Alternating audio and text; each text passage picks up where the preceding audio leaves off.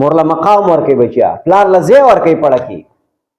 ما تپوس وکړو یو ځل دې کلاس کې وکړو، ورپسې اخوا کلاس کې یا بل ځای کې ما چې تاسو ما ته ووایئ چې په دنیا کې ستاسو آیډیل څوک دی، خوښ انسان هم څوک دی، څوک دی چې تاسو ووایئ چې دی زما سره یو ځل قدر میلاو شوی وي. نو د خلکو هلکانو مختلف خیالات وو. چا ویل زما فلاني کرکټر خوښ دی، فلاني کلاړي مې خوښ دی چې د سره میلاو شم. چا څوک یادو، چا څوک یادو، چا پکې پلار نه یادو، چا پکې مور نه یادوله. ستاسو آیډیل، ستاسو نمونې، ستاسو درد محسوسونکي هغه ستا مور ده او ستا پلار ده. د ټولو نه زیاته مینه دې خلکو له ورکوي، د ټولو نه زیات قدر د دې خلکو وکوي. منګه پلار له خو یو څه قدر ورکړی وي په معاشره کې، ځکه راته قارېږي که نه چې راشه موږ ونه درېږو نو پلار کله کله قار شي، څپېړه راکوي پاڅه که نه ګوره چې زه راتلم ودرېږه.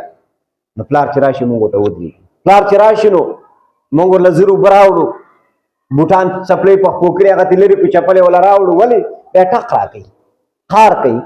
نو د هغې د وجې نه بیا احساس وي په دماغو کې. خو مور له ګوره موږ هغه مقام نه یې ورکړی.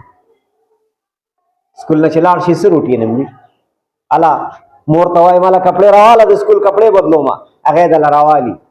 دا اوس ویسه دا هلته ځوړندې که ښه دا به ویسم.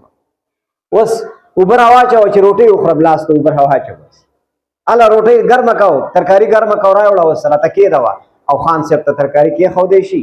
مور ورله کپړې راوړي، بیا ترې کپړې ویسي، بیا ورته لاسو ته اوبه ور واچوي، بیا ورله ترکاري ګرمه کړي، بیا ورته روټۍ کېږدي، بیا ورله اوس اوبه راوړي او کله کله پکې دا قارم کوي، دا خورم او دا نه خورم او دا هم پخ کړي دي او دا هم ولې پخ کړي، دا خبرې کوئ کله کله پوهېږئ په خبره باندې. نو هسې بیا ووایي یاره د مور د خپو د لاندې جنت دی. نو دا خو مزدوره شوه، دا خو ستا مور نه شوه.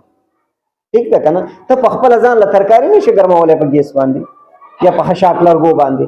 دا کم ګران کار دی، دا کم مشکل کار دی چې ته اوده مور راایښې چې هله راپاڅه شه به زه د سکول نه رالم، صاحب راغی ترکاري ورله تیاره کړه. خو کور ته ورشه، تا ته کچن هم معلوم دی او تا ته ترکاري هم معلوم ده او تا ته روټۍ هم معلوم ده.